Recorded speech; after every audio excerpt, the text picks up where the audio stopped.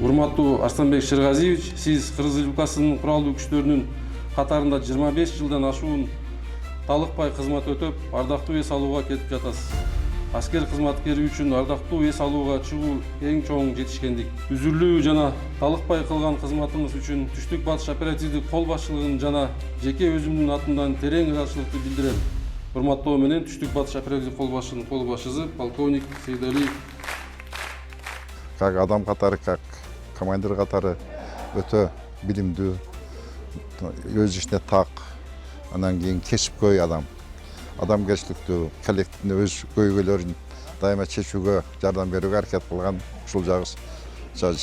ушул сапаттары мен байкап жүргөнүм ошол. Эң жакшы сапаттардын бирөөсү Арслан Шерғазиевичтин бул өзүнөн кичүү келген, өзүнөн кийин жаштарды тарбиялап, ушул орунга жеткизип, мындайча айтканда чындоого, билимин чындоого жана практикалык жүзүндө медициналык жардамдар көргөзүүгө өтө чоң салым кошту айтса болот.